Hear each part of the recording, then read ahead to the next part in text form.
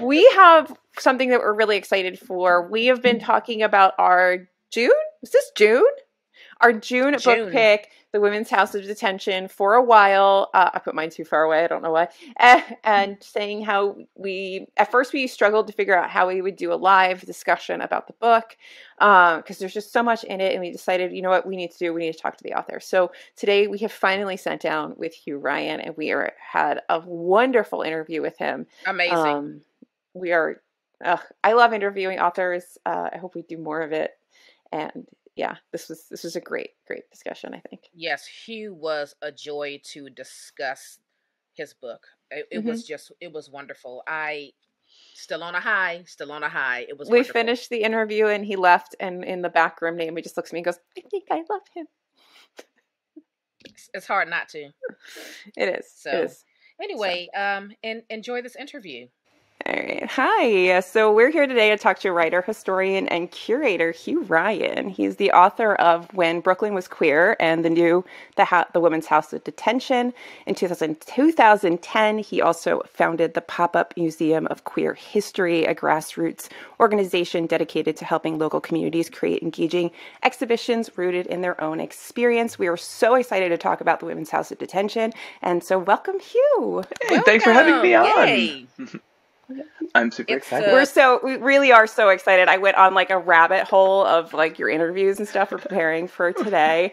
And I said this to Naomi that I'm so happy to have you on because I really love seeing creators and authors in particular, obviously, because that's what we do, who want to engage in conversation. They're not just having like a one-sided discourse, like where they put stuff out. You really want to engage with people, and I just like genuinely love that so much. Oh. So welcome. Thank you. I'm super excited. Even when we posted about your book being our book club pick, you made a comment right away and just saying, hey, let me know if you have any questions. And I was like, well, he's a cool guy. That was really nice. Oh, that's great to hear. Honestly, the fact that anyone is taking the time to read a book while we're in the middle of like whatever this pre-apocalypse we're living through happens to be, and then not only that, but like a history book, like I know it's hard sometimes to pick up nonfiction. And so I love every reader.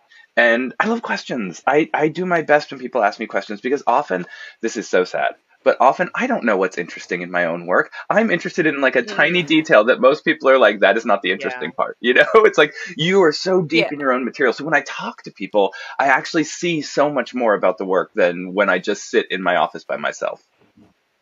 That's so true. We got wind that your book was coming out maybe like around the March, April time frame, and we were like, we have to choose this as a book club pick, and then we've got to try to get him on so we can interview him. And reading this book I have lots of tabs, lots of notes. Yeah.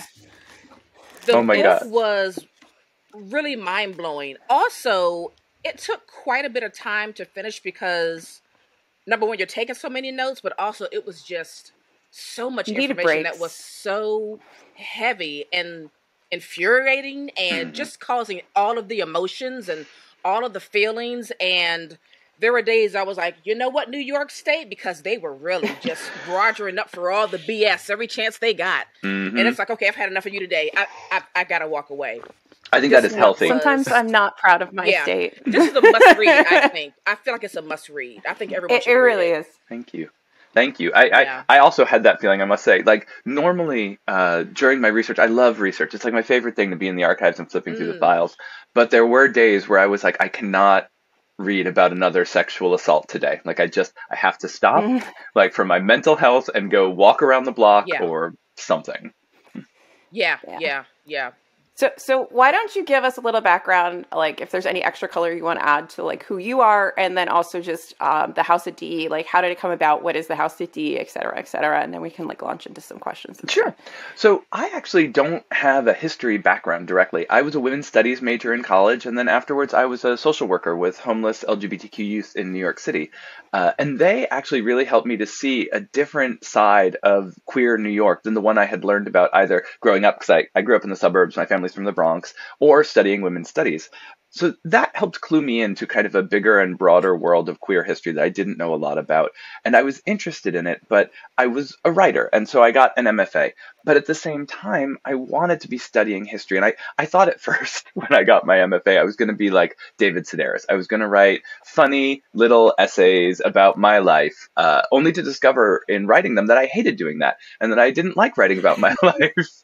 But I loved history and I loved learning about it. And it felt so important to me. And it helped me through my students or through my studies to see the world in a different way, which is why I started doing this pop-up museum of queer history. There was actually a queer history show at the Smithsonian. It was a show of portraiture called Hide Seek.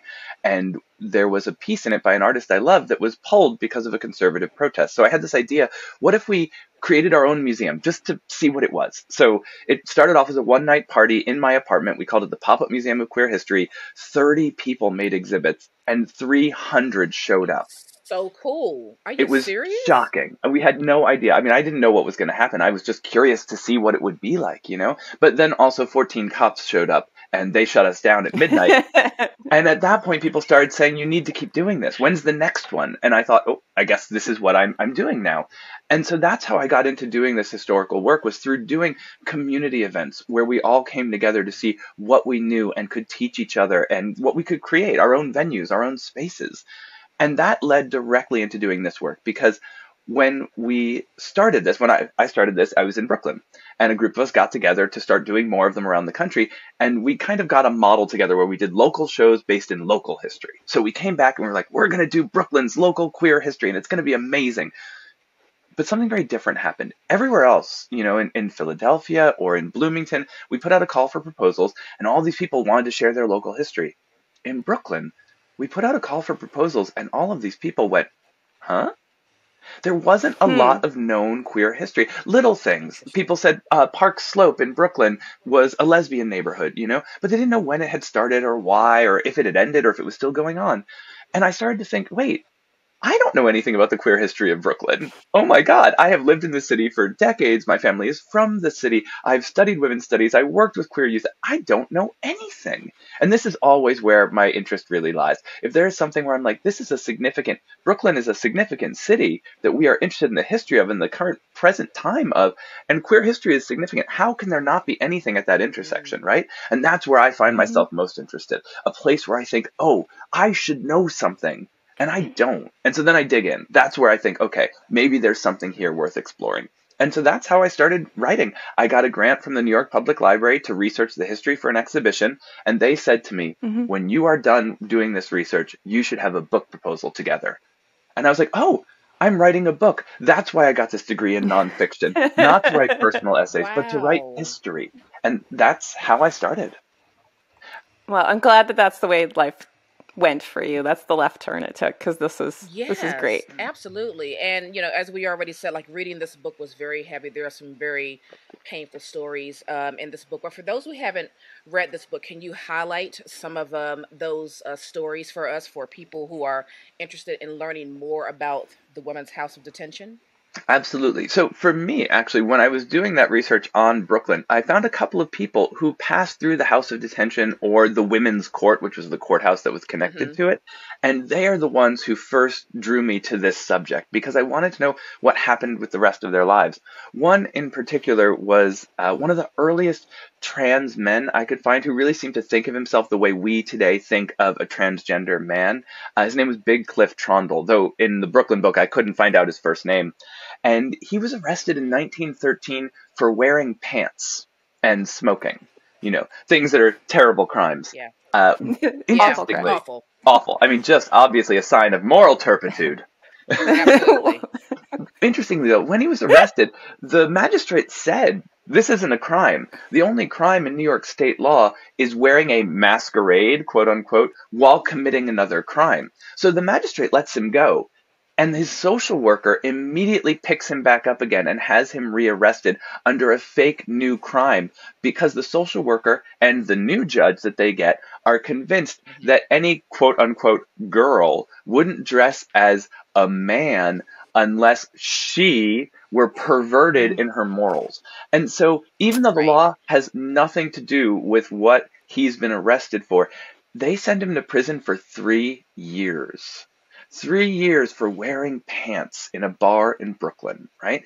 And in prison, he's young, he's naive, he's maybe 18 or 19 the first time he goes in. And that's where he quickly becomes addicted to heroin. He's the only non-addict in the cell block that he's on. They also teach him to turn tricks. He ends up out of jail as a sex worker and a heroin addict, and he's in and out of jail for the next 30 years. He tries to kick repeatedly. He tries to connect with his family who don't want a connection with him. And eventually, in 1942, he was found murdered in a hotel right by the House of Detention. And the other sex workers in the city took up a collection to preserve his body and get him a burial plot in a cemetery in Queens.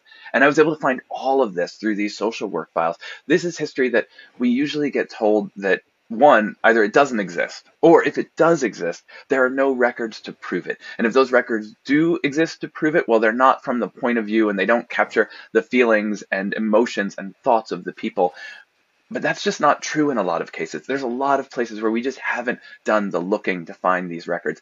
The House of Detention was a 12-story maximum security women's prison located in the heart of Greenwich Village for most of the 20th century, where famous people like Angela Davis and Andrea Dworkin and Ethel Rosenberg were held, right? This is a central story and a central location to queer history, and yet it is largely forgotten. But the records I use to tell this story are at the New York Public Library, and they've been there for 40 years. This is a story, a history that is hidden just below the surface of our world. And that shocked me because I didn't know almost any of this when I went into starting it.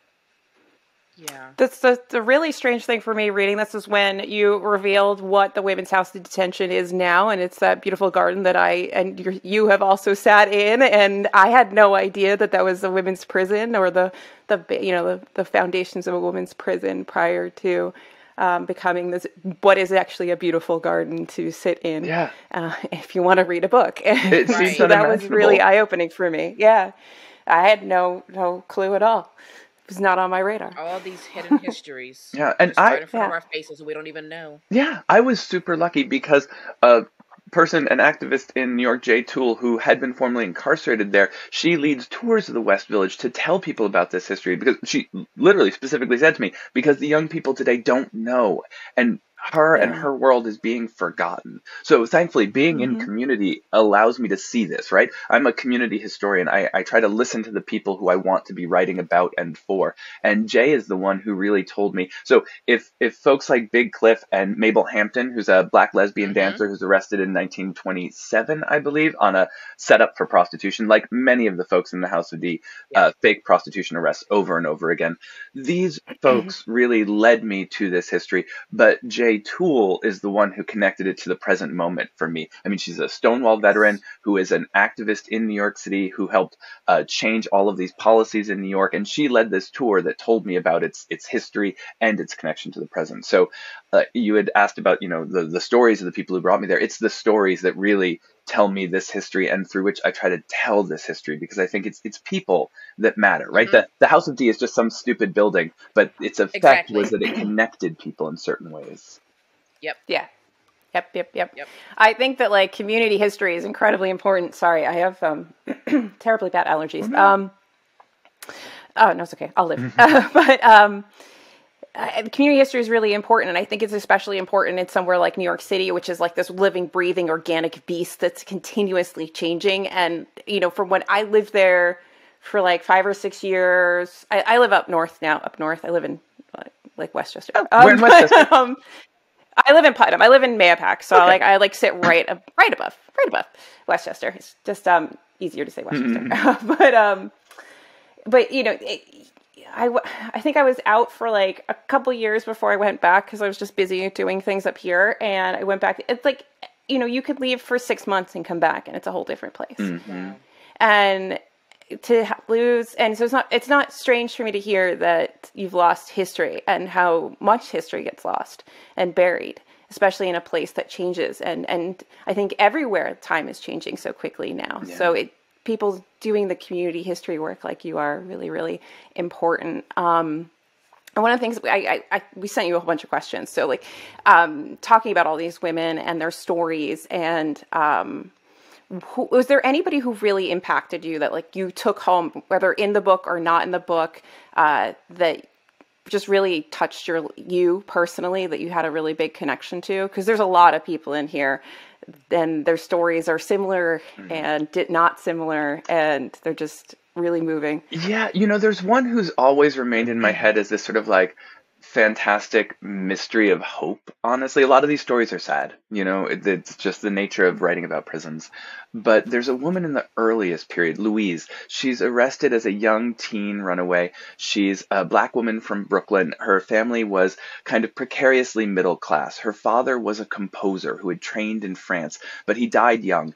Her mother owned the building that they lived in. She took in boarders to kind of keep them together. But Louise was unhappy. She was running away from home very often. She was brilliant. She spoke multiple languages, English, French, Spanish, Italian. She loved opera. She wanted to be a stage star. These things that were largely impossible for black women at that time. She very specifically says, I don't want to be in comedy. She wanted to be a Broadway dramatic actress. There had only at that point ever been one black actress in that kind of dramatic role on Broadway, right? And it was the year that Louise gets arrested. So it's an almost impossible dream, right? But Louise doesn't give up. She and her girlfriend steal a bunch of rare books and try to sell them. That's how they're trying to make some money. It doesn't work out. They get arrested. But Louise speaks to the psychologist that she's sent to because they want to call her a psychopath, right? They're saying that she has psychopathic tendencies because she's poor and stole some books. And so the psychologist actually starts talking to her about Wagner and opera, and is shocked to see Louise as this like very intelligent, very motivated young woman. And he's like, there's nothing wrong with her, right? So he keeps her out of the asylum where the prison system and her mother wants to be sent. And she kind of muddles along. She gets a job when World War II comes around in defense contracting, and she moves out of the city to Connecticut, and she disappears from the files. But years later, one of the social workers asks another psychiatrist who Louise was seeing. She asks the receptionist, do you ever hear anything from Louise these days? And the psychiatrist says that Louise saved up enough money during the war that she was able to move to France, which had always been her goal because her father said he would take her to France one day because there, in his words, colored people were treated fairly. And so that was her goal. And that's the last I could ever find of Louise, a ship manifest going to Le Havre, France, that said that she would be there indefinitely. And I love to imagine that in France, she was able to pursue her dreams of being a stage artist. Absolutely. It opens the potential, and you don't hear that story in the 1930s very often, especially not for a young black teenager.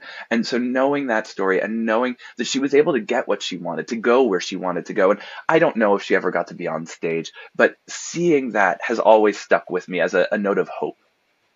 It was, and that's how it felt while reading the book, just that hopeful moment, light at the end of the tunnel. And it was nice to kind of be in the position as a reader to imagine something bigger, something more beautiful, something more peaceful for this particular person. That was really, really nice to feel as the reader. Were there any other stories that you could not include in the book? There were so many. I mean, honestly, for every person in the book, there's dozens that had somewhat similar stories, but not as well told. Basically, the way that my process works is that I sort of swim in the data for years and years and years, 4 years, 5 years, 6 years, and I assemble what is kind of like a skeleton for me. I sort of understand what happens by looking at the mass of people. I can say, okay, in the 1950s, we are clearly seeing drugging happening in the prison. The people in prison are being drugged. So there's a history here that starts in the 50s that I have to understand. Once I understand that history, then I go back into the mass of people and say, what one or two people are best described to walk us through this history? Because I can't remember anything unless it's enfleshed. I have to see a person experiencing it. So every person that I've picked is representative of 10 or 12 or 100 or 10,000 others who had somewhat of a similar story but didn't get told quite as well. So in the 1950s, for instance, there are two sisters from Puerto Rico who show up only very briefly in the records. One of them is arrested and sent to the House of D. She tells her social worker that she has a sister who is very similar in age, who is also a lesbian, but whereas she was arrested, her sister was declared mentally insane and sent to an asylum. And so their two lives diverged, and we get a little bit about them in the files, but the sister who was arrested very quickly leaves the social work scene, so her file ends, and I never even found out the name of the other sister. So I wanted to tell a story about what happens in prison versus being in an asylum, and they were an option for telling that story, but instead I went with two other people, Anne and Serena, who were not as closely connected, but did have similar arcs to their lives, and one ended up they both ended up in asylums. So in those kind of cases, it really comes down to whose story is best for the reader to explain the larger thing. So for almost every story I have, there are like a half dozen women who I'm like, oh, that file was only 10 pages, or it tells half the story but not the full story. So sometimes I feel almost like a sense of guilt, to be honest, to all the people whose lives I haven't told. It was hard. I have a spreadsheet of hundreds of rows that are just entries of women and trans men and non-binary folks and what happened to them and what quotes they have about the House of D and how long their files last for and when they were born and how they died. And I just go through them and pick out which one best tells the story I need to tell. Yeah. Wow, that's incredible. I can be a little obsessive about research. I often say that writing is like the way that I... Good. I like excuse my research addiction. I mean, it definitely shows, and it's good. Yeah, it's more than good. I mean, this was you could tell this was meticulously well researched, and I appreciated it. Good. Because I feel like if I don't understand it, then like, how the heck am I going to let anyone else understand it? I have to understand 1,000 times more than what I write in the book to make sure the book like is situated in the right place, and connects to the right things. Like I had to learn about abolition in order to understand what I was seeing, and all these other things. I had to learn about the history of the drug war, and I had to learn about probation and what bail was. And there was just so much that I have to understand, because otherwise I feel worried that I'm going to tell a bad story or accidentally make people believe things that aren't true. Yeah. I mean, I want to talk about the pants thing, but since you've brought up abolition and bail and all that, let's jump a little into that, and I'm sure we'll circle back to pants at some point, because this whole pants thing, it just throws me every time. But in the discussion, you discussed the fails of our prison system. You say prisons have very little to do with justice or rehabilitation.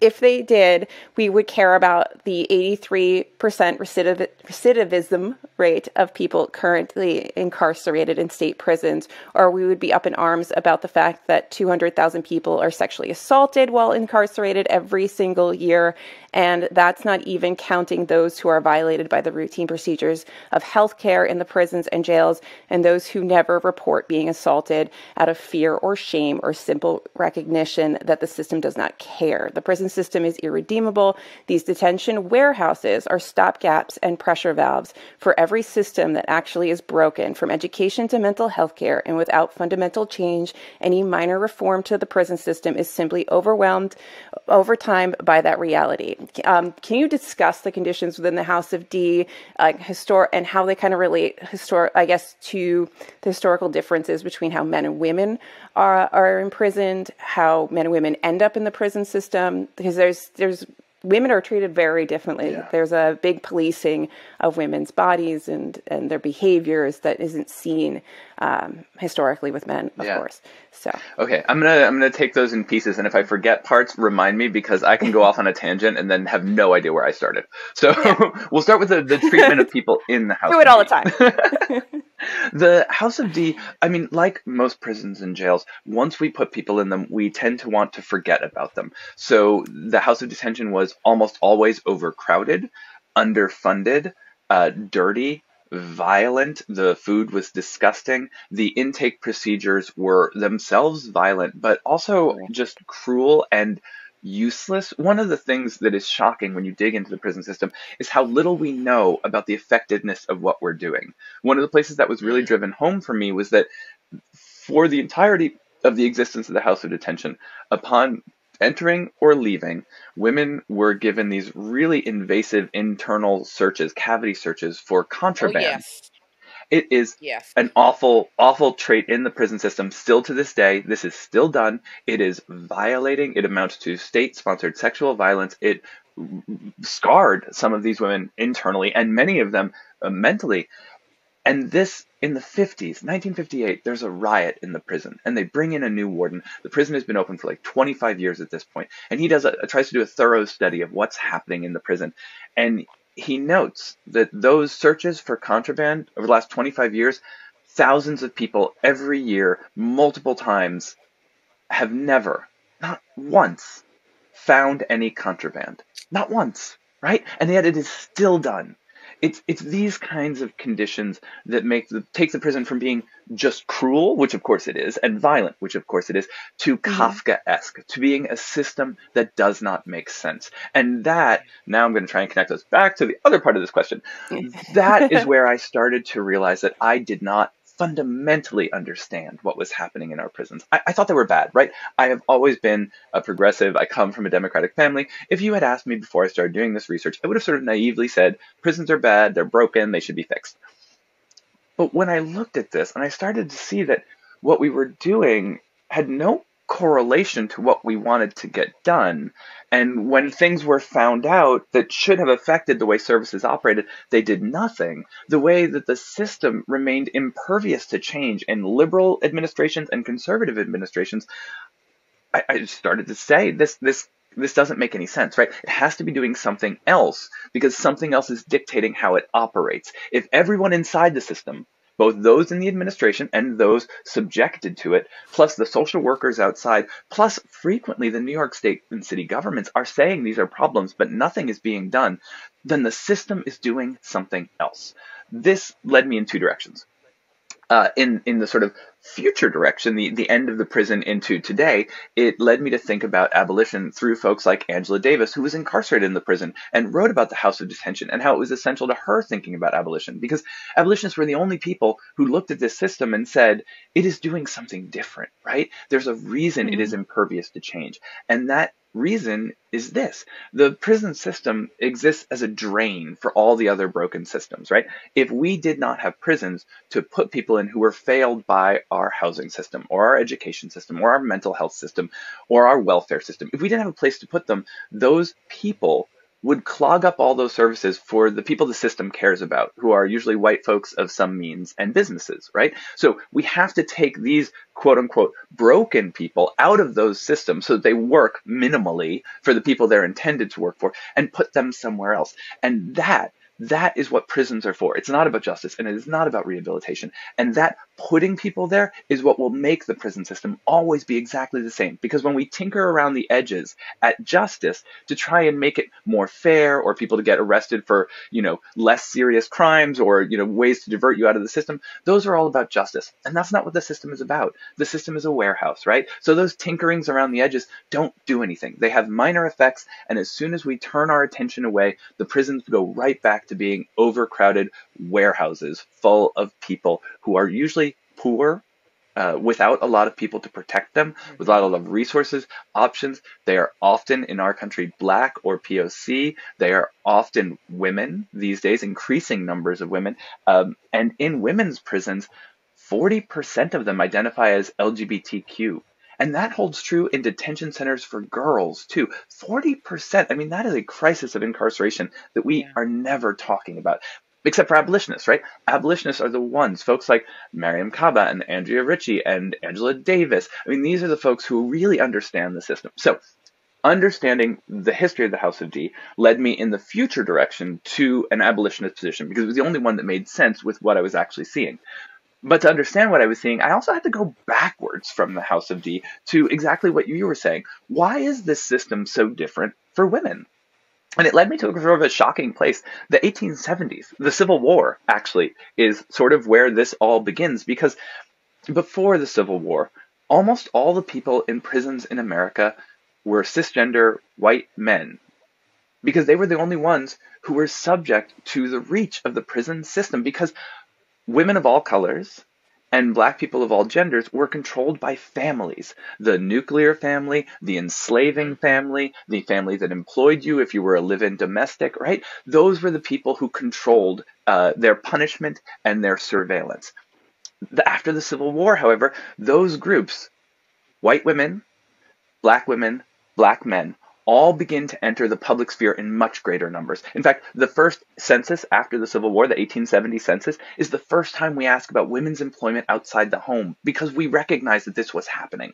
And this suddenly meant that we needed a new form of social control, right? This system that had been about punishing the violent antisocial acts of white men gets repurposed for social control. And this happens really explicitly, right? There's a big prison reform conference in 1870 to say, how do we do this, right? What do we need to do? And their answer is what we would call segregation, that what the system needs is to separate out men from women, black people from white people, recidivists from first-timers, drug addicts from non-drug addicts, so we can target interventions at them. It's meant to be a progressive movement. But unfortunately, all the time, when we work with the carceral system without a further goal of weakening it, decarcerating it, what ends up happening is we build a stronger carceral system. So these folks, many of them intended to help the people that they would lead to getting arrested. But the system that they built targeted them for less serious crimes, for crimes that white men would never be arrested for, and then took what had been a punishment system, incarceration, and rebranded it as a rehabilitation system, which they tried to do. There were this reformatory movement, which was mostly for younger women and girls who were arrested, which created these big open campuses, kind of like what they call like the Scandinavian model these days, right? It's still a prison, but it did have rehabilitative qualities, which, prisons today basically don't. They did try to do this, but largely because they were working with a system that was never intended for rehabilitation, never intended to help anyone. And yes, it had to do with justice, but more retribution and punishment than rehabilitative or transformative justice that we imagine it being today. Because that's the system that they used, we are stuck with it. And it is not purposed for what we want it to do. Instead, when it comes to women, the idea was to arrest women earlier, for less serious charges, and even to keep them for longer. They create all these new laws allowing women to be incarcerated without ever being on trial, for instance, if their parents want them to be arrested. The first wayward minor laws in the country are only targeted towards women. They make it possible, this thing called the American Plan, this like monstrous system that's established during World War I and lasts up to the 1970s, under which any woman suspected of having syphilis or gonorrhea could be incarcerated until she was cured without ever committing a crime, right? Months on end. And in the earliest part of this, before World War II, there were neither good tests nor cures for syphilis and gonorrhea, right? So women get targeted in these ways that are absolutely unfair. And here's the part that really connects us to how we get 40% of people in prison today being queer women.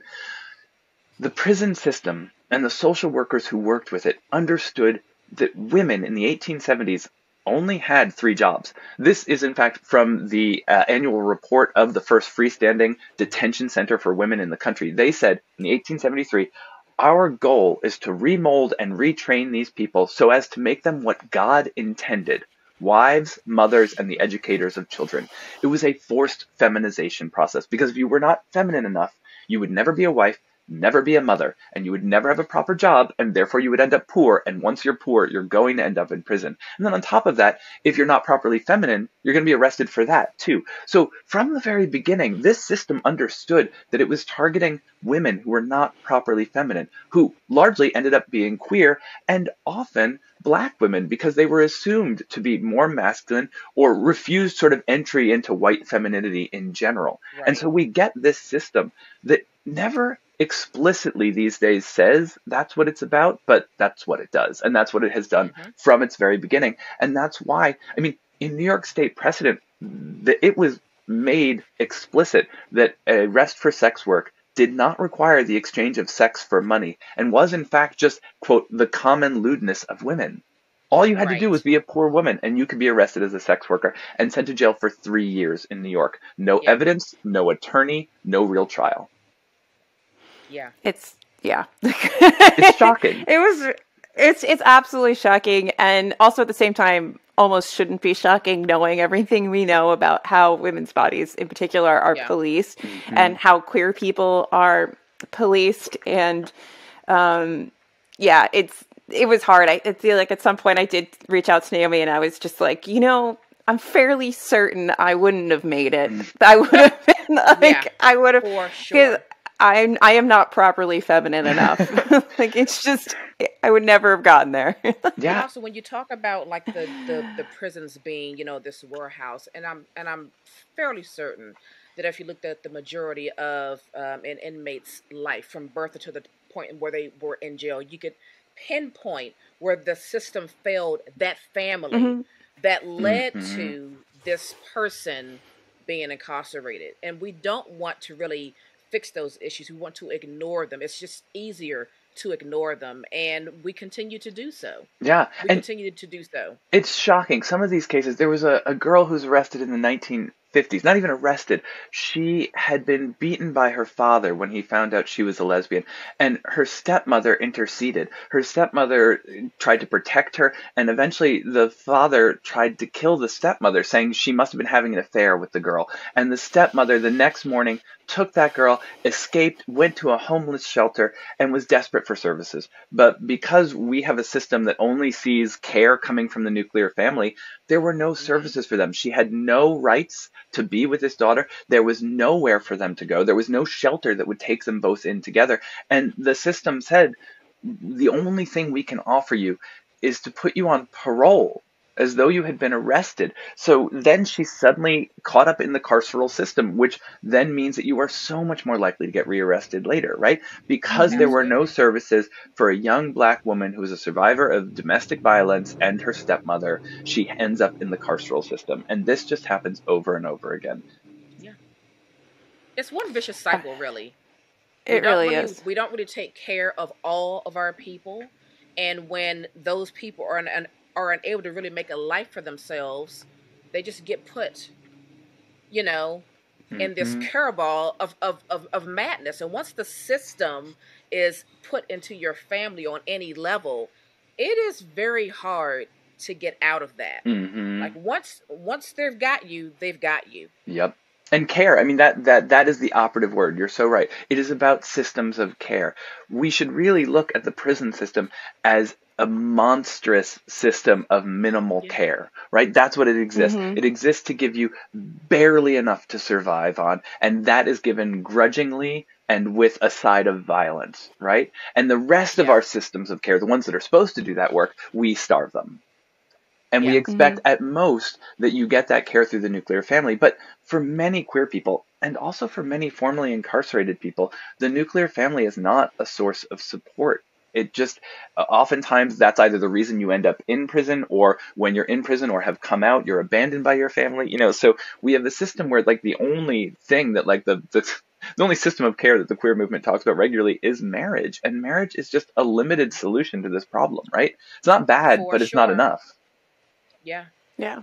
Sure. Oh, I mean, I since we're talking about all the challenges of being incarcerated, both in and outside of your time in prison, can we talk a little bit about our broken bail system? I feel like bail and bail bondsmen and all of these are just kind of like words that exist in your world until you understand what does it really mean, and the insanity that kind of is bail and how it we could get into it.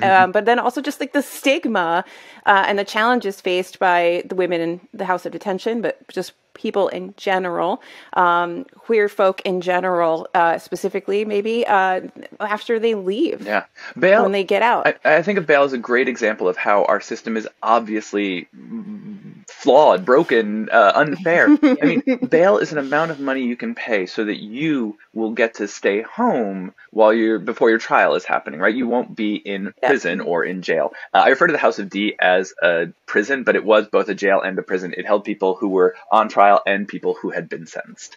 But bail allows you to escape that cycle. So it's an easy way for people who have more money to not be incarcerated, so you have time to prepare your defense. You have time to find witnesses. You can sleep and talk to your family and get advice and change your clothes so you show up at trial under your own steam. All of those things have nothing to do with whether you're guilty or not, but they have a huge effect on whether you're found guilty, right? And it's all about who has the money to get out of the system. And this is actually one of the reasons the House of D was created, oddly enough.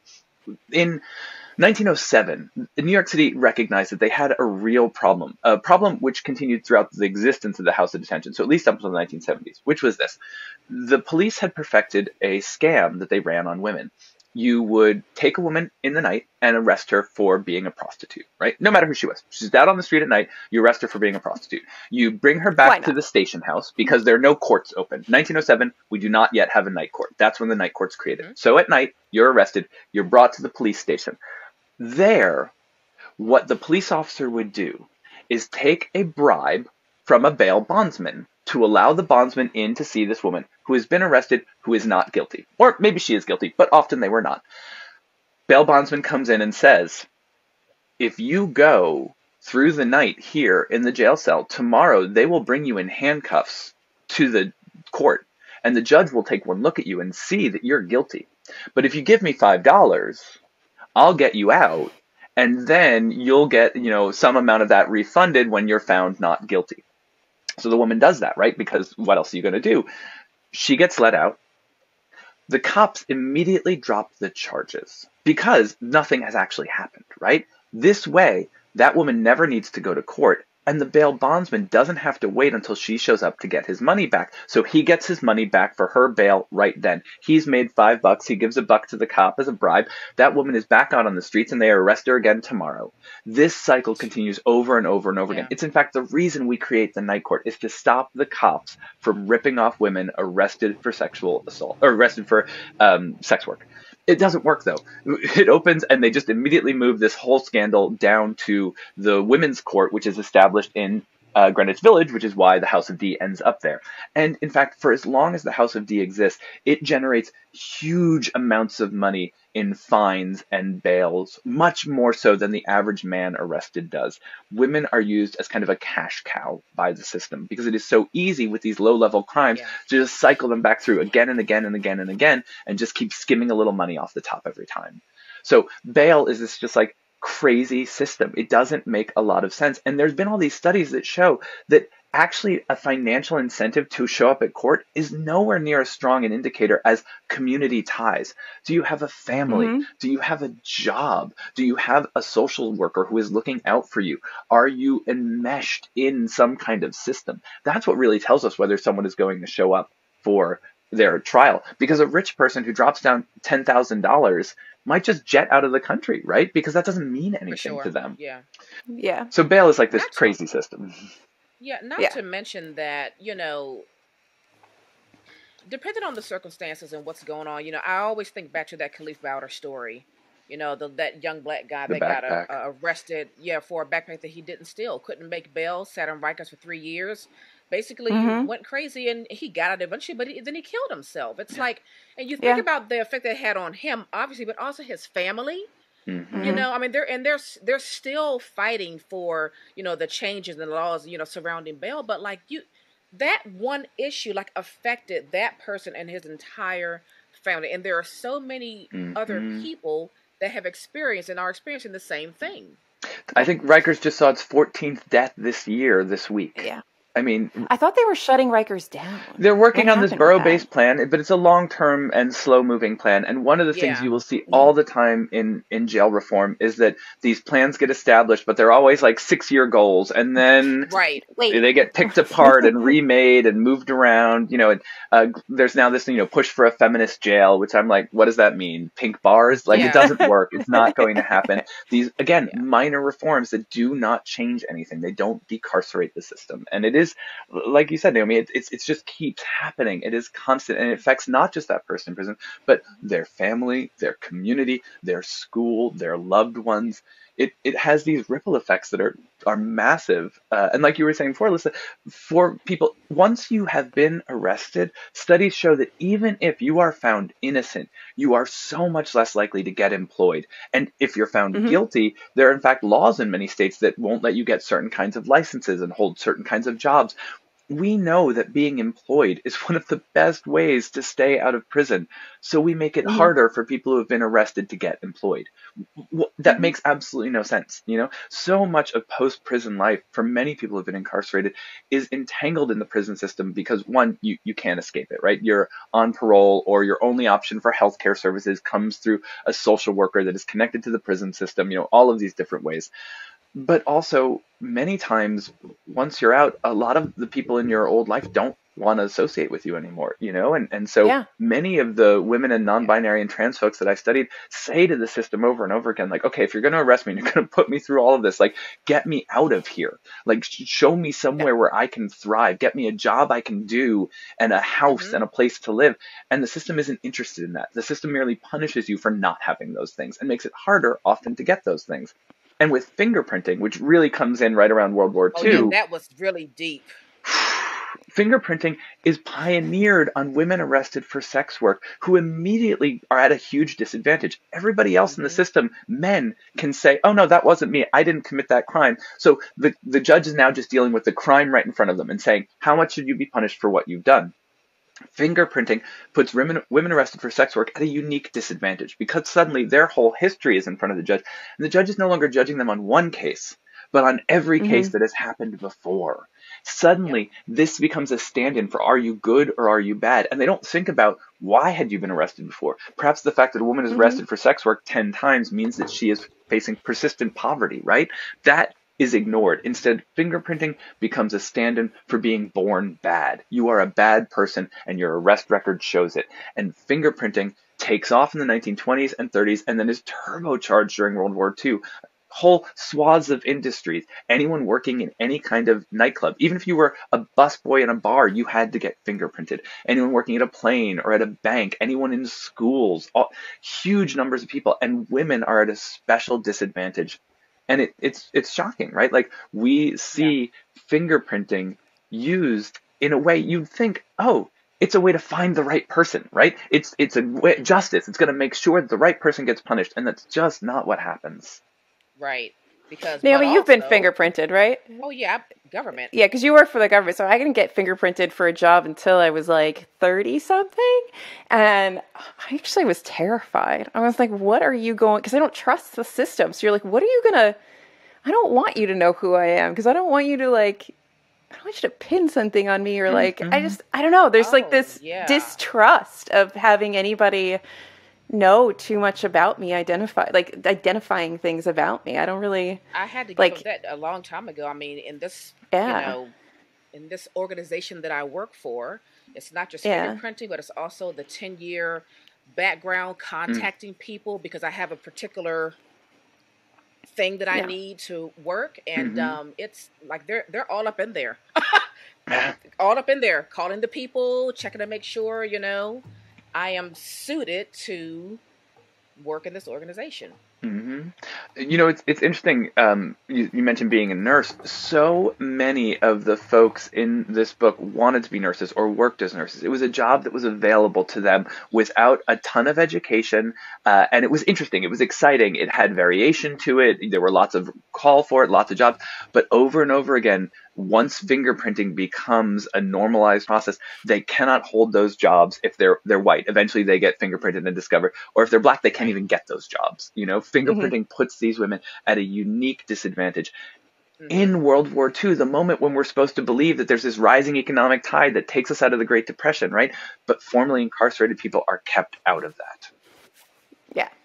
And I think that what was the dollar amount or cent amount that they were given when they would leave prison? And do we still give people some very chump change amount of money? I believe in New York State now it's $40. And told to $40 if you had a felony. That's going to get you far. Yeah. That 40 is going to get you it's going to get far. you super far. And everybody especially if you're coming out of Rikers right into Manhattan. You're doing great. You want to know Good luck. What I just found out in the last 3 weeks? I had no idea. I did not know, and I don't know if it's for every state, but I was looking at, because I live in Virginia, so I was looking at Virginia and Maryland.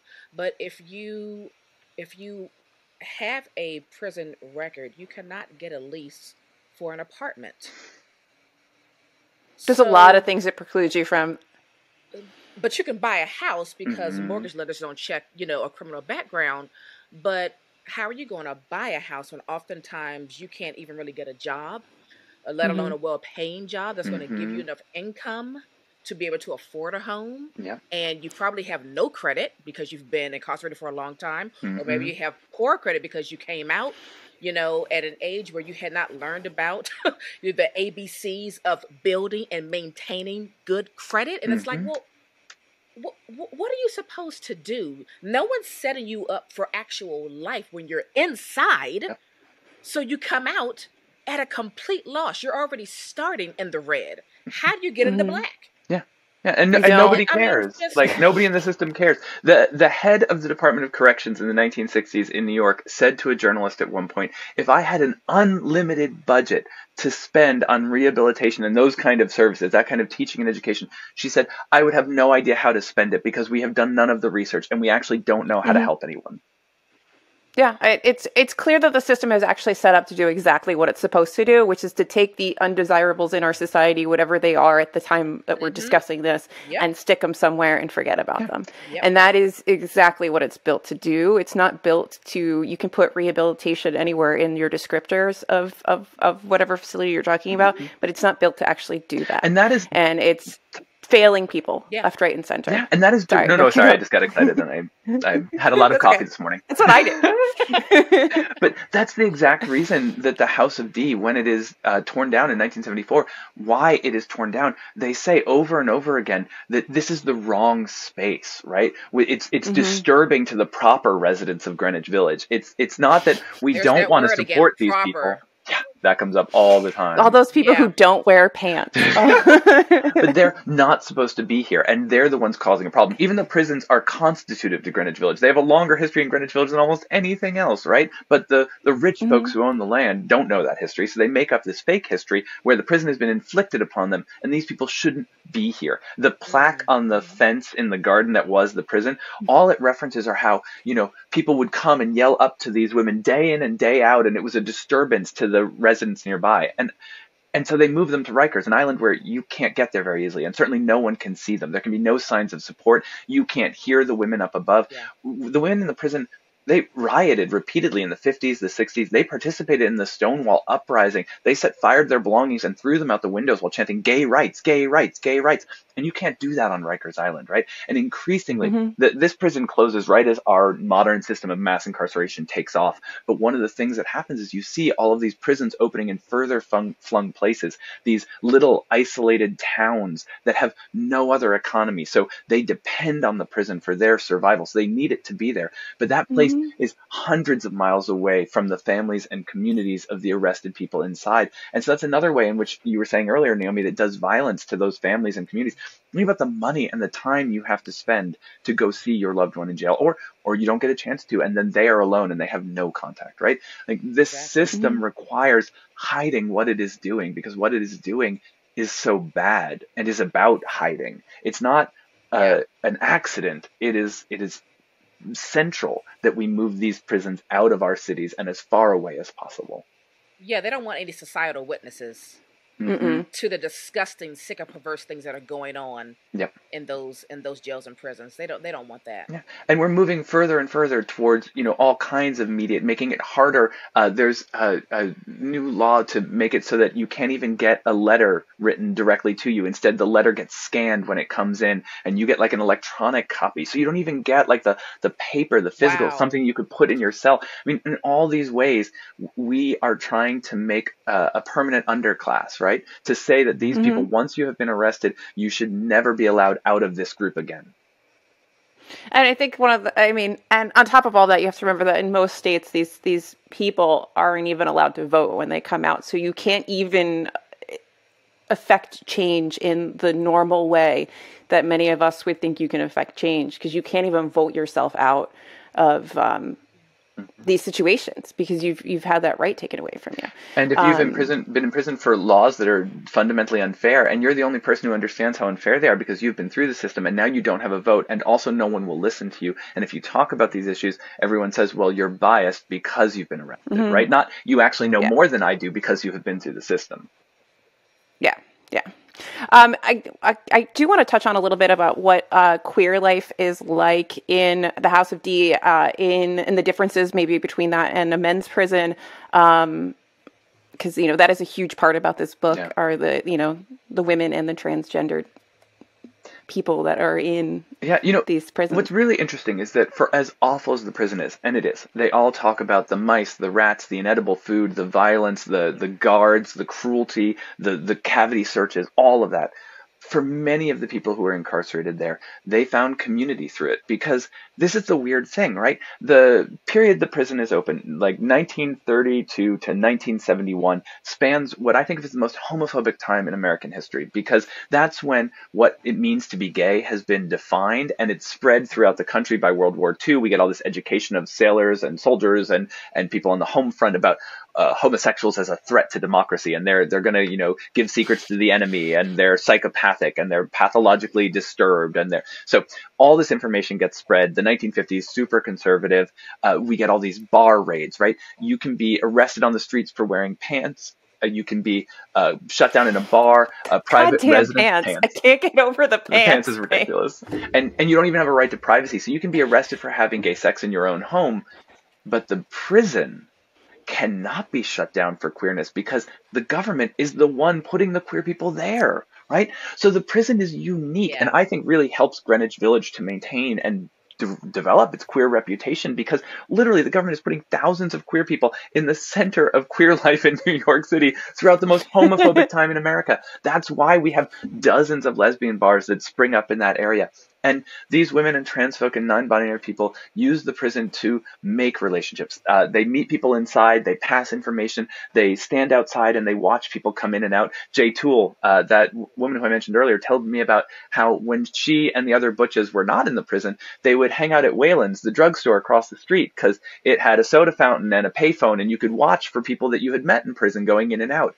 And when I looked into the history in the 1930s, butches were doing the same thing in a different pharmacy in the same spot, right? They were waiting because they knew this was the one sort of landmark. All of these famous lesbians in New York City history talk about it this way. Audre Lorde writes about it as one up for our side, right? A pocket of female resistance.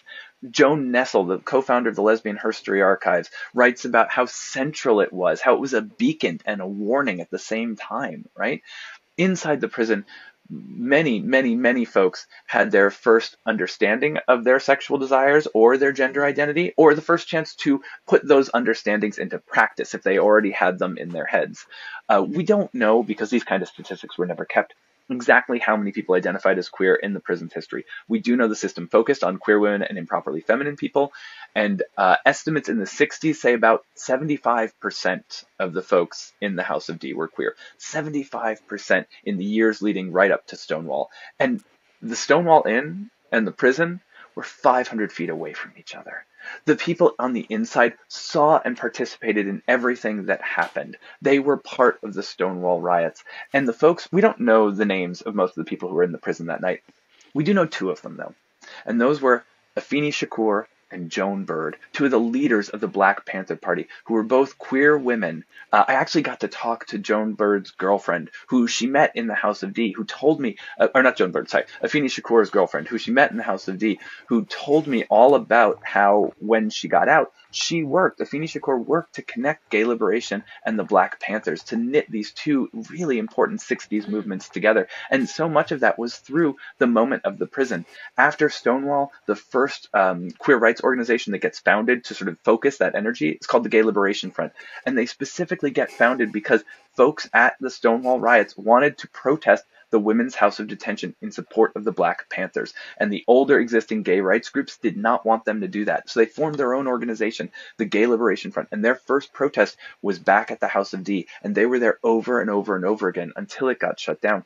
The House of D was a terrible place, but it was a center for queer community, activist community, personal community, sexual community. It was a meeting place. It was central. I don't think you can understand New York City's queer history or the history of Greenwich Village without understanding how central the House of Detention was. Why is this Women's House of D really kind of not really written in the history of Stonewall? I I mean, that is a great question for whom I think the only answer is misogyny, right? There have been... I think that answers a lot of questions. Yeah, absolutely. But there have been women trying to tell this story. Arcus Flynn, who's one of the members of the Daughters of Velitas, did an oral history that you can watch online today, right now, after you listen to this, where she talks about driving through the West Village, coming home from her job as a nurse, and seeing these little lights falling through the sky and getting out because she didn't know what was going on, and hearing the women chanting about gay rights. And that's how she learned the Stonewall riots was happening, right? She's been talking about this since her oral history was taken in the 80s. Rita Mae Brown, the author of Ruby Fruit Jungle and all these other really important books, she has been talking about it since being there at Stonewall, right? She has said the women in the House of D held a riot all their own. And I believe in a write-up for Dignity, the Queer Catholic organization's newsletter, she wrote, the reason this story never got told is because men were the ones who wrote the histories, right? Jay Toole, who was a Stonewall veteran, has been telling this story for decades, right? But there are so many folks who did not get listened to. And then on top of that, huge numbers of the people in the House of D, even if they were queer, were not connected to the official queer movement in any way that recorded their stories very well. So their stories exist, they can be found, but that first level of queer history researchers who did incredible work, I do not want to fault these people. They built a thing that we can build off of, right? But they didn't know how to find these stories. They didn't even know these stories were there to be found in many cases, right? So I think that it is a practice, right? We're always undoing what we think we know about history as we learn more. And I think the hardest part is to just accept that. I think so many people right now are having a really hard time, particularly cis white gay men who are older and increasingly lesbian women who, for instance, don't want to hear about the trans people who were really formative to the Stonewall riots, or to the early queer movement, or particularly don't want to hear about Black trans women who were formative to these movements, because that's not the history they have grown up with. And when you grow up with a history that you have to fight to get even a small piece of, it can feel really threatening for someone to tell you what you know is not the full story. Right? And so people try to protect it. They try to hide it away as though that's going to make it better, rather than opening it up and saying, yes, what I learned is part of this history, but there's more to it, right? And we can get a better and bigger picture by opening to all of this history. But that's scary, and it's not what we learned. And we're taught to see these things as a fight, right? That it's constantly like, was it gay people or was it trans people?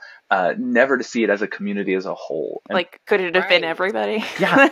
And that's what Jay Toole says about Stonewall riots. She says the reason that Stonewall mattered when all of these other incidents didn't is because it was everyone.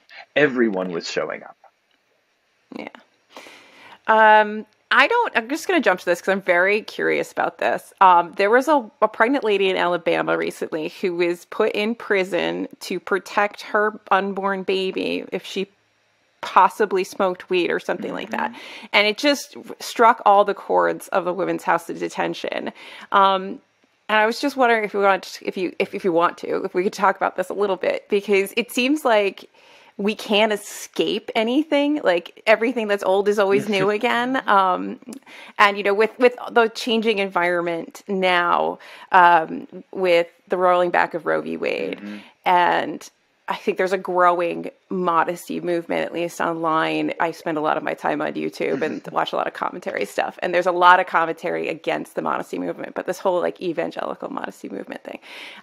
Do you see are we pulling back to kind of like a House of D era, or am I being very bleak in my outlook of the world? I mean, I don't think you're wrong. I don't know exactly what's going to happen. I always say I know a lot of the past and not very much of the present, but I do think that you're right, that so much of our carceral system, when it focuses on women, sees women not for what they have done in this moment, right? It goes back to that fingerprinting question, but for who they are, essentially. And who they are to the system is often a threat to men and a threat to the system, right? So a woman who is a sex worker could have a disease which they could pass on to a man who's supposed to have a job or be ready for war.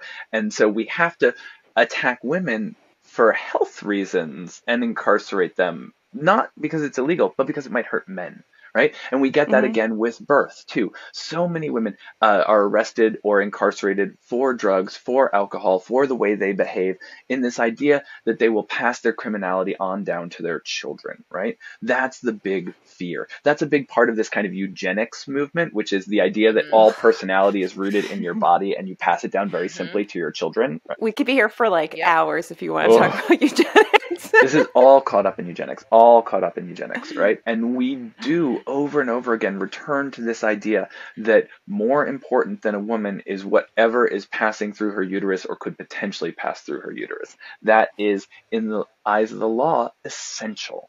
And we're starting to get these fetal personhood laws, which are ways to reinscribe that into the system. We had it in the older system without writing it down in those ways. It was just, how you were treated. Women were simply arrested. You had syphilis, well, then you should be incarcerated, right? Now we're reinscribing this into the law by writing these things that are theoretically about, protecting children. But it's only so long as that child is physically connected to the woman that we're interested in protecting it. And that, I think, tells us a lot about what the law is really doing. Exactly. Again, the law frequently has nothing to do with what we're told it has to do. And that is a big reason why the system has remained so impervious to change. Because if you distract, it's like a magician, right? You do the flourish over here and the trick over here, and everyone's eyes are up here, and you never change what's actually going on. Absolutely. I think it's a really hard pill for people to swallow to realize. So, like, I'm a recovering Republican. I grew up in a very red family.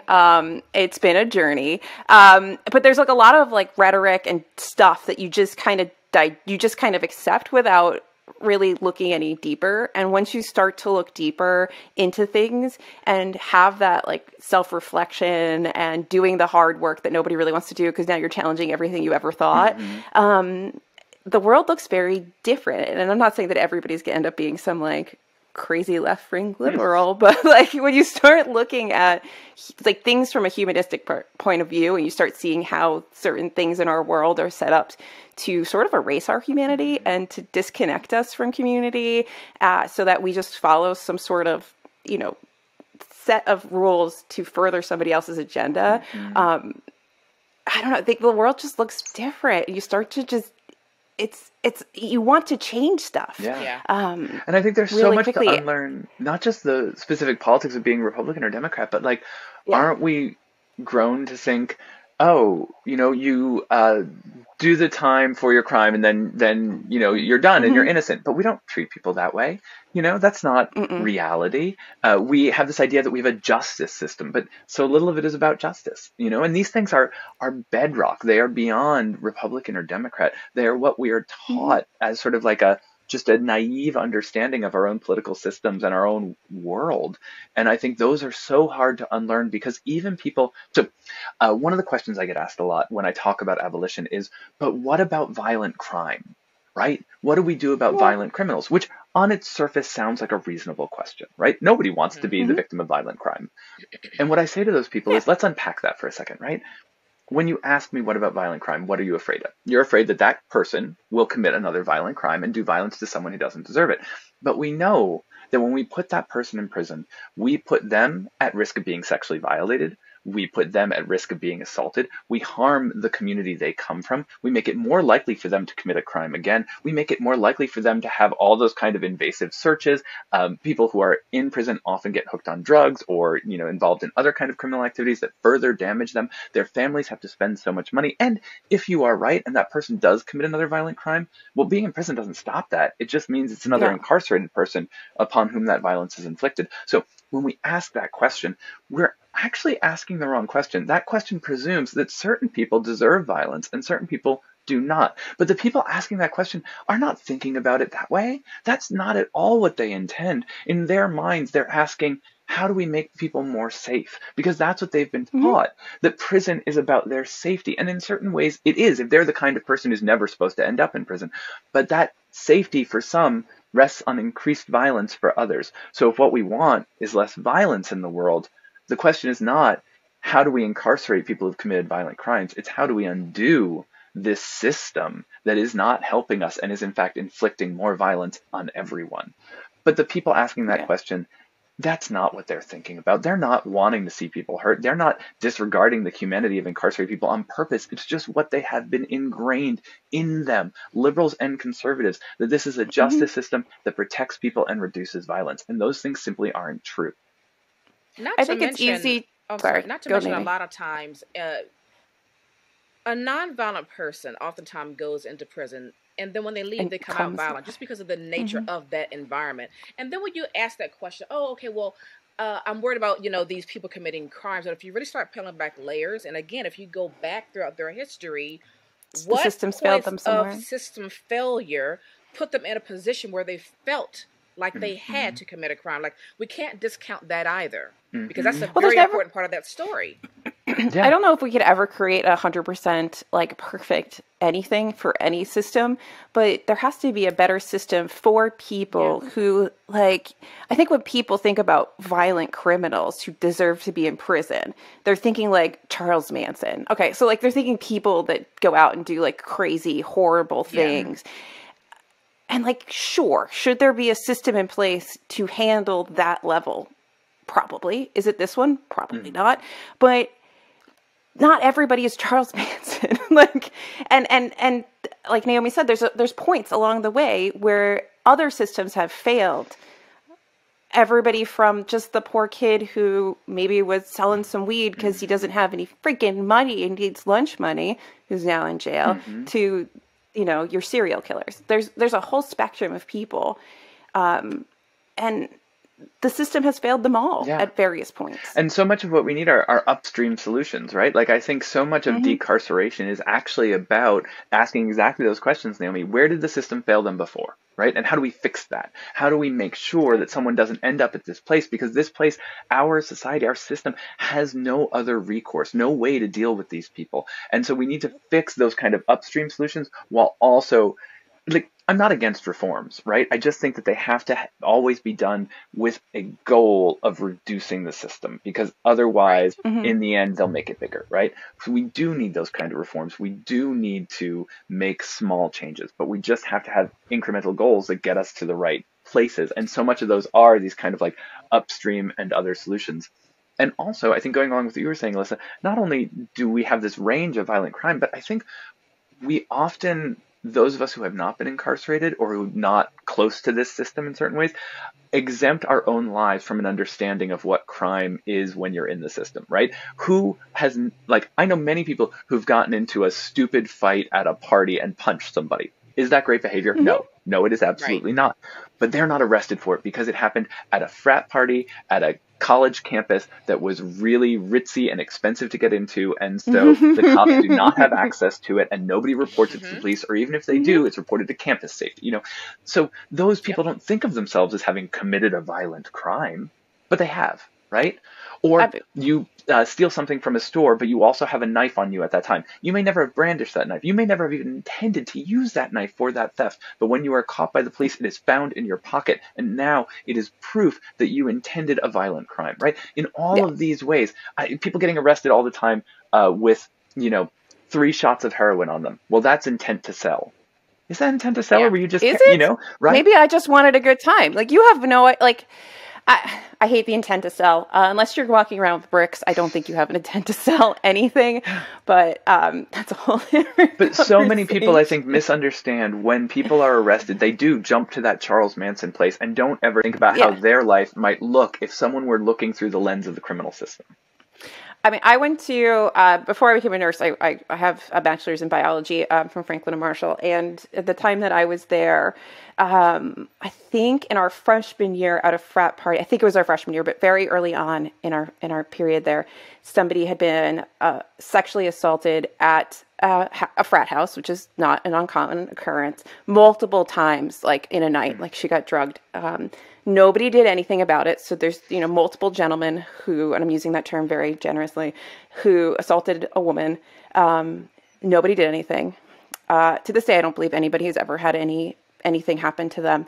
And the only recourse that ever happened was a publication that went out basically by the time we were graduating, where one of us wrote an article just shaming the school. And that was the only recourse we got, was this like moral recourse of being like, shame on you, shame on you for covering it up. So then there are thousands and thousands of stories like this of people that walk around, like you were saying, that have committed crimes that if they had been caught, they would be wrapped up in the system, and they're not strictly due to their own privileges. Yeah. And some of those are intensely violent. Discourse. Yeah. And awful. And some of them are, I mean, I know so many people who've driven while intoxicated, right? Smoked weed when it was illegal, drank while underage. These are things that if you're the wrong kind of person will get you into the system forever, right? But if you're the right kind of person, nobody will do anything. No one will say anything. It will be a joke. It will be something you tell people and laugh about, right? And that tells us something really essential about the system, I think. That it is not, again, about certain justice.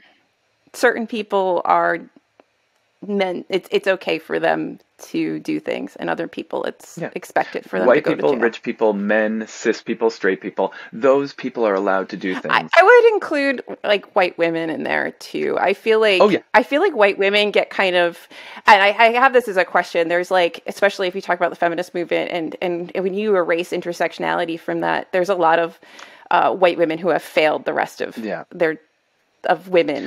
When I put out those identities, I think of them as circles, not as like a singular one, but it's like what the circle of white people, the circle of men. Like within that, you have differentiations, but those are. I just want my fellow white women to know that they're not without to get called out. Like, just so you know, you're not without some blame for some things. There's this great we do owe some people some things. There's a great theorist from the 70s and 80s. I mean, she's still around today, Gail Rubin, but she wrote this article called The Charmed Circle, and it's all about. She's talking about sex, but she talks about like these are the identities which are in the charmed circle. You can still, like, if you only have one of them, you can still on other parts end up outside the charmed circle, right? But any amount of being in it sometimes means that what you do is excused or is seen as okay, where it's that. So it's like, you know, whiteness and maleness and straightness and healthy bodiedness and all of these things. But you're exactly right. Like white women, there are gay people who do terrible things in these systems, right? Like nobody is exempt by their identity from being on the wrong side of this system. The system, in fact, frequently wants people who are going to stand up and say, I am of that community, but I reject the idea that the system targets my community. I am going to support the system, right? Those people get promoted all the time. We want those voices. Absolutely. Because they're validating voices for the system, which is, no, your system's flawed. Also, there's also a thing about whose life do you value? So who's that lady that wrote Know My Name? Chanel Miller. That whole case. You know, that judge looked at that young white man and thought his life means something. His life has value. We don't need to really punish him for, a few seconds of fun. But had there been a black or a person of color, there's no doubt in my mind that that person would be under the prison today. So it's also about like the lives they value and the lives they don't think has any worth at all. Yeah, and who is seen as capable of growth, change, worthy of rehabilitation, whose mistakes are seen as mistakes and whose mistakes are seen as constitutive of being a bad person. Yeah. You get very little grace in this country if you are black or poor or a woman or a trans person. It's little failures. And the more of those boxes you check, the less chances you get. Absolutely. Honestly. Yep. It is. We need a cheery note. I know. I was going to say, every time I talk about this, I'm like, I'm so sorry. But at home, your listeners are like, I have to turn this off now. I need a shot of tequila and a warm blanket.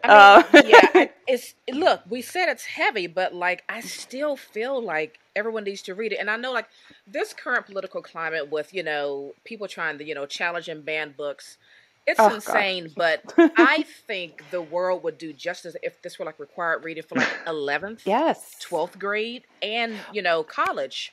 I really do. So speaking of required reading, and I agree with you. So you'll know where this is. So I was in Hugh. I was in my local book barn at my library buying books because I sell books for $1. It's the greatest place in the world. And I overheard this conversation. Somebody was buying history books for her son, who is a teacher in Chappaqua and teaches history, where they have now said that they cannot teach the Holocaust and slavery, maybe, or they have a lot of rules around it. This is Chappaqua. This is an incredibly, for anybody who doesn't know what Chappaqua is an incredibly wealthy and presumably liberal town outside of Manhattan. And that just floored me. I stopped and interjected myself in that question. I was like, of all the places in Chappaqua, they are not doing this. This is how far that this has reached, is into our public schools in like incredibly liberal towns in the blue state of New York. I just don't know what we're going to do. I mean, this is really, I'll admit, I didn't think this would still be going on. But this started really getting out of control, like a year and a half ago? I honestly didn't think it would still be picking up the amount of steam that it is. I'm a little shocked, to be honest. I kind of thought it would settle down. I guess I thought that the public outcry would be in such mass that they would kind of like, cool their jets a little bit. Yeah. And so the fact that it's just like, it's going stronger and getting heavier than ever, I don't know what we're supposed to do. I think we've underestimated the power of certain lobbying groups and other sort of more grassroots political groups and stuff. I think that we have, we've had a series of Supreme Court acts that allow more money and make, voting less and less real. And then on top of that, we have an increasingly polarized world where, like states are going in different directions, families, it's becoming harder and harder to talk about these issues. There's no shared conception of anything.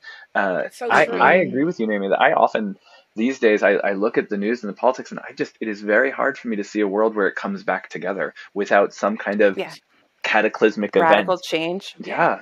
I mean, it just seems like we are moving towards a system where people like disagree about fundamental basics of how to have society or what what we are, and how do you reconcile that? And exactly, it doesn't seem like it's happening. Yeah. I don't know. I mean, we're a very young country. And I think this is happening not just here, but like, I think, we all live here. So our thoughts are very centric to the US. And we're very young. And a lot of countries have gone through a lot of turmoil throughout their aging process. And I'm very curious to see what all of this is going to, and also not curious, like I'm kind of scared, but like where this is going. Has your book been banned or challenged yet? Not that I know of. Because you hit on a couple things that people don't like, namely I'm very queerness. Lucky. No one wants to read a gay history book. They have to read it to ban it. You know what I mean? It's like they don't pick it up. They want something that's fiction or a comic book, or mine doesn't have, queer in the title. It's in the subtitle. And these people banning these books are I mean, I hate to be so blunt about it, but they're very stupid and they rarely read. And so they are only picking up. They don't even read the book they're challenging or banning. Yeah. Yep. They're like, there's 2 gay penguins in this book and they're raising a baby. Okay, well, they're raising it in probably a more healthy relationship than you have, so shut up. Yeah. It's so upsetting. And they're penguins. Yeah. And, it's very hard. I try not to go to a World War II Nazi place, but it's very hard not to think about connections to Weimar Germany, where the first, books to be burned and banned were Magnus Hirschfeld's Institute for the Study of for Sexuality Studies, right? Like this has happened before, and of course this isn't. I always say I don't think history like exactly repeats itself. It's not a circle, but it is a spiral. We come back to the same place at a different moment in time, and I'm worried. I'm worried about where we are right now. It's scary. As someone who does this work. I also work on curriculums for the city social studies department, and watching these panics about groomers and about banning, queer history in state curriculums and libraries, it's hard for me not to worry that exactly what you're saying, that someday my name is going to end up on one of these lists, and what happens after that? Yeah. Have you read this because you mentioned that one book, have you read The Hidden Case of You in Forbes? No. What's that? Okay. It's about this trans man in Scotland, I believe, that around the turn of the 20th century, and he got to live his life as a trans man up until his brother died, and then there became an issue of inheritance for a title, and then that just like spiraled out of control, and really brought a lot of the politics around being transgender in like the 20s and 30s too light. And it's really fascinating. You might really enjoy it. Yeah.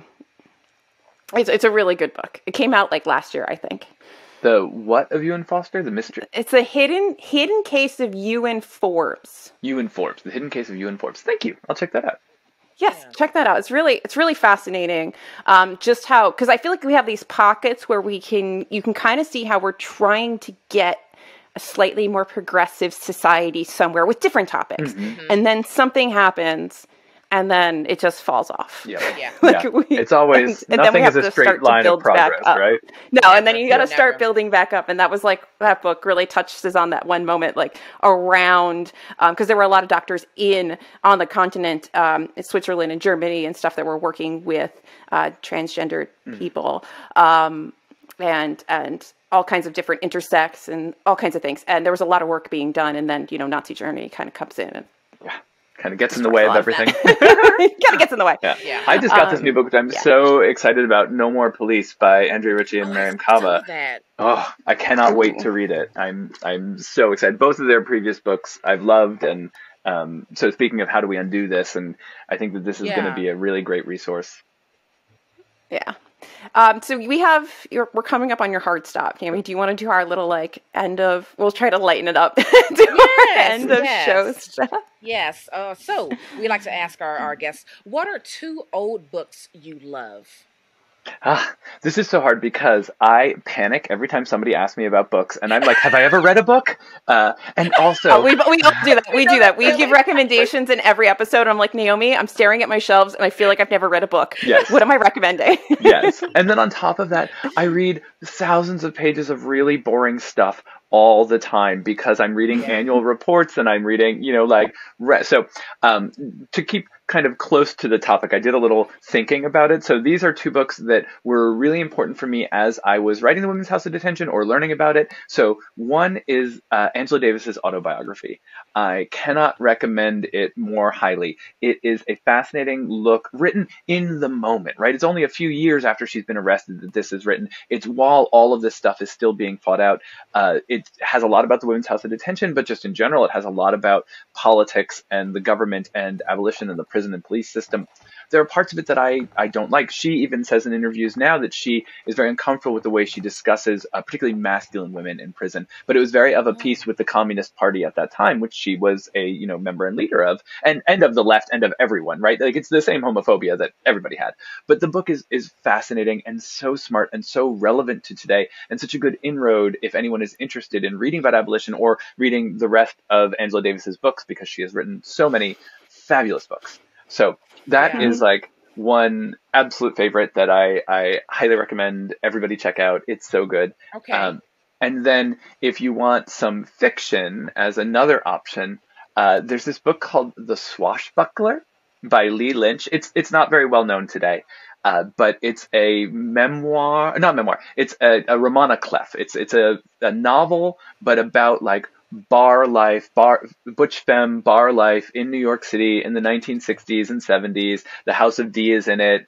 It's a really great look at that moment, that we rarely get told from the perspective of someone who was involved in the bar scene.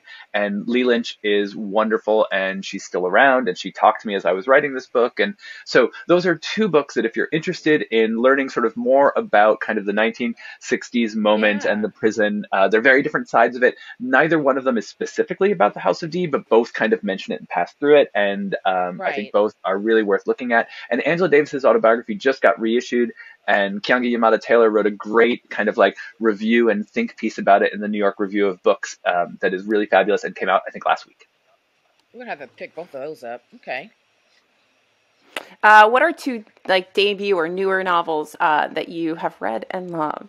Oh my God. My friend Alejandra Varela's new book, The Town of Babylon, is fucking amazing. It just came out a couple months ago, and yesterday it was put on the long list for the National Book Award, one of 10 books. Fantastic. Yes. So I cannot recommend it highly enough. It is absolutely fascinating. It is really funny and smart and weird and dark, and he has a great voice. He also writes a lot of short stories, so if you like him, you can look up his stuff. I love him. And then it has to be good because that was the most genuine, fucking amazing I've ever heard. Like that was. It's just so good. It's so good. And he just got the National Book Award long list, so I'm very excited for him. The other new one that I read, this is a year and a half ago, so not quite so new, but Mariam Kaba's "We Do This Till We Free Us," I think is like an essential abolition. Oh, isn't it so good? I just got it. Yeah, it was really mind-blowing, actually, and really eye-opening because abolition is it's something new for me, so I'm kind of like delving into trying to learn more about it, but it was very I think a lot of us have lived in the rehabilitation world. Like, let's kind of fix it. Let's rehab it. And, like, sometimes you just literally need to gut it. Like, yeah. And her book is so brilliant. You read a few times. Yeah. But it's like little pieces, it's like, okay, a 5-page chapter, and it's so like smart and yet easy to read at the same time. I find often the things that are really smart and say something that is new to me that I need to learn are written in a way that's very hard for me to read. And her book, I was like, oh my God, this is brilliant, mind-opening, and not difficult to read. And that just is like, the fact that she can do all three of those things is amazing. So it's another a welcoming really great book. one. If you're new to that topic and you want to learn more, it's very like, come on in, let me teach you a little bit about it. Yeah. I love it. Anyway, I'm just realizing that we're asking people to recommend 6 books. That's a challenge. Oh, wow. Okay. Well, what are 2 books that you think everyone should read? This one is very hard because I'm like, what is a book everyone should read? I go through it, I flip through them in my head, and I'm like, I don't know, what is an essential book? And then I start to fall apart, and I'm like, what even is a book? What is reading? Why do we do this? So these, I tried to think about this for a long time, and it was very hard. And so I landed instead on ones that were essential for me to read that I hope maybe, but these are books that I read a long time ago, so I also understand that maybe that was essential for me in 1997.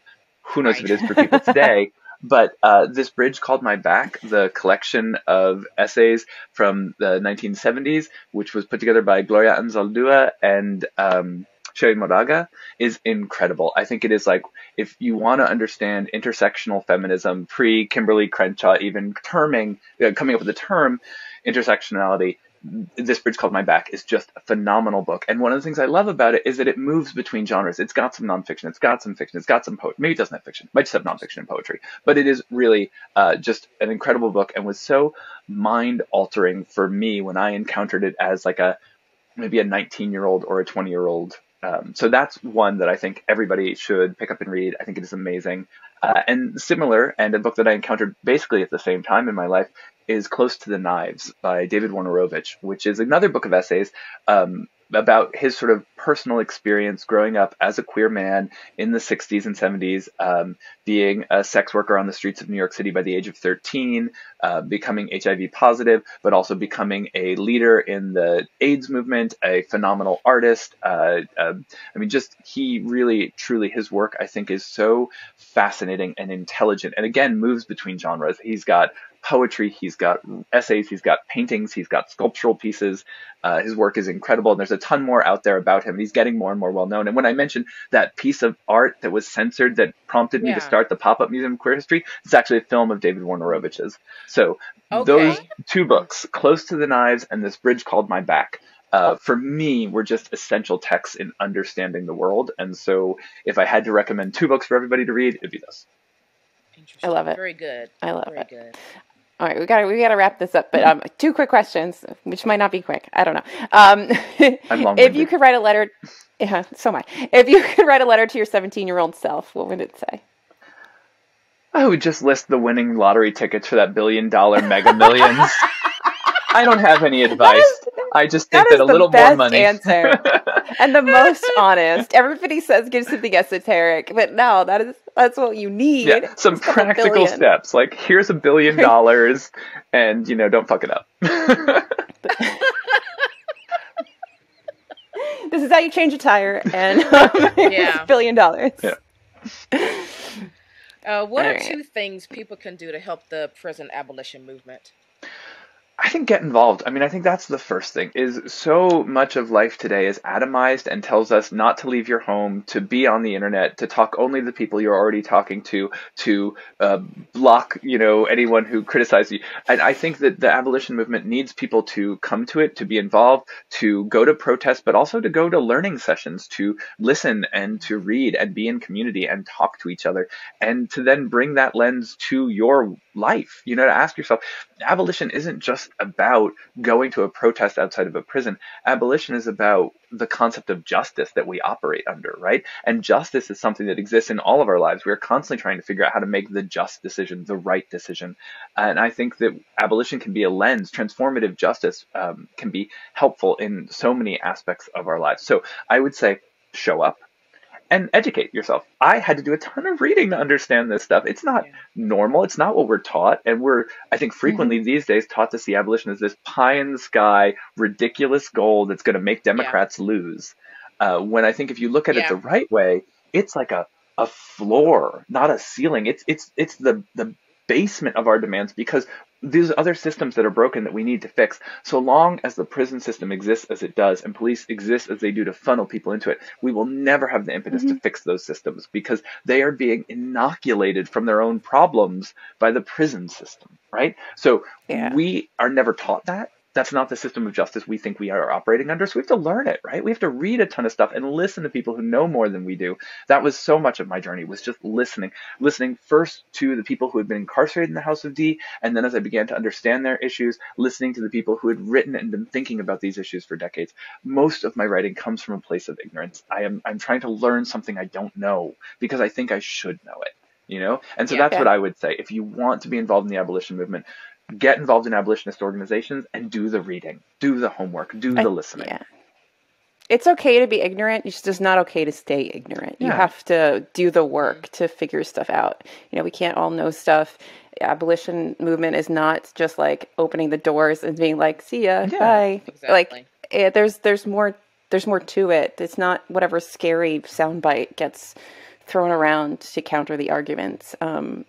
And most of, I think, what we deal with politically is not just the scary sound bites. There's real people and things that are happening underneath all of that. And you got to do some work to get to the heart of it. Yeah, exactly. Oh, my goodness, Hugh. This has been wonderful. We cannot thank you enough for agreeing to come on the show. Thank you, too. The book was phenomenal. Everyone needs to read this book, please. Read it with a friend so you have somebody to decompress with. You're going to want to. She and I were just back and forth in our chats like, did you read this page yet? Did you read that part yet?